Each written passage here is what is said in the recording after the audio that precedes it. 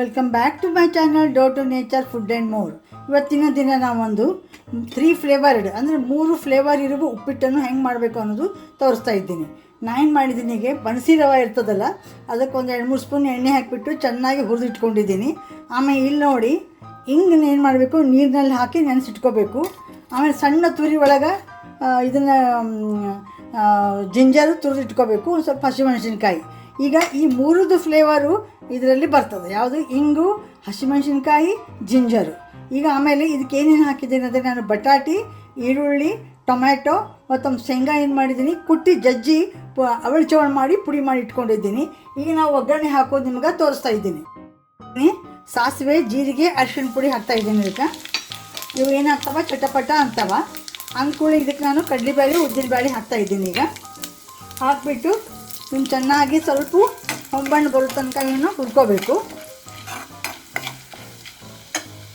ಈ ಹೊಂಬಣ್ಣು ಬರ್ತಾ ಇರ್ತದೆ, ಅದೇ ಸುಮಾರಿಗೆ ಈ ಕುಟ್ಟಿಟ್ಟಿದ್ದು ಶೇಂಗಾ ಅವಳ ಜೋಳ ಇರ್ತದಲ್ಲ, ಅದನ್ನು ಹಾಕಬೇಕು. ಹಾಕಿಬಿಟ್ಟು ಇದನ್ನು ಸ್ವಲ್ಪ ಕ್ರಿಸ್ಪಿ ಆಗೋ ತನಕ ಇವನ್ನ ಏನು ಮಾಡಬೇಕು, ಹುರ್ಕೋಬೇಕು ನಾವು ಎಣ್ಣೆಯಲ್ಲಿ. 1-2 ಸೆಕೆಂಡ್ನಲ್ಲಿ ಕ್ರಿಸ್ಪಿ ಆಗ್ತಾವವು. ಅಂದರೆ ಕ್ರಿಸ್ಪಿ ಆದರೆ ಉಪ್ಪಿಟ್ಟನ್ನ ತಿನ್ನಬೇಕಾದ್ರೆ ಬಾಯಲ್ಲಿ ಸಿಗ್ತದಲ್ಲ, ಅದೊಂದು ರುಚಿನೇ ಬೇರೆ ಇರ್ತದೆ. ಈಗ ನಾನು ಇದಕ್ಕೇನು ಹಾಕ್ತಾಯಿದ್ದೀನಿ ಅಂದರೆ, ಹಸಿಮೆಣಸಿನ್ಕಾಯಿ, ಜಿಂಜರ್ ಹಾಕ್ತಾಯಿದ್ದೀನಿ.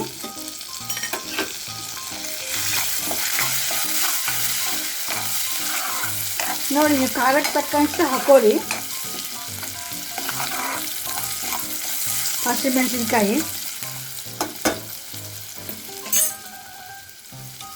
ಆಮೇಲೆ ನೋಡಿ ಈಗ ಇದಕ್ಕೆ ಹೆಚ್ಚಿಟ್ಕೊಂಡ್ಬಿಟ್ಟು ಎಲ್ಲ ತರಕಾರಿ ಹಾಕ್ತಾಯಿದ್ದೀನಿ. ಈರುಳ್ಳಿ, ಪೊಟ್ಯಾಟೊ ಮತ್ತು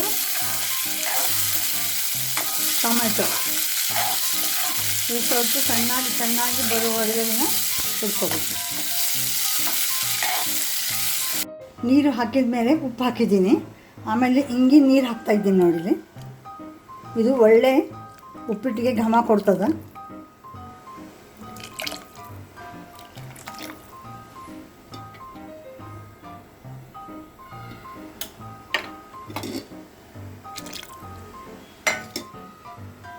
ಉಪ್ಪಿಟ್ಟು ರೆಡಿ ಆಗಿದೆ. ಇದಕ್ಕೆ ಬೇಕಾದ ಒಂದು ಚಮಚ ಮೇಲೆ ನೀವು ತುಪ್ಪ ಹಾಕ್ಕೊಂಡು ಮುಚ್ಚಿಡಬೇಕು ಒಂದು ಸ್ವಲ್ಪ ಹೊತ್ತು, ಅದು ಉಮ್ಗೊಯ್ಬೇಕು.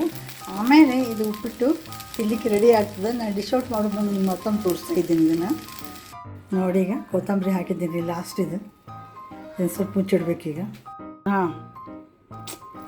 ನೋಡಿ, ಈಗ ಉಪ್ಪಿಟ್ಟು ಡಿಶ್ ಔಟ್ ಮಾಡ್ತಾಯಿದ್ದೀನಿ. ತುಂಬ ಚೆನ್ನಾಗಿ ಬಂದಿದೆ.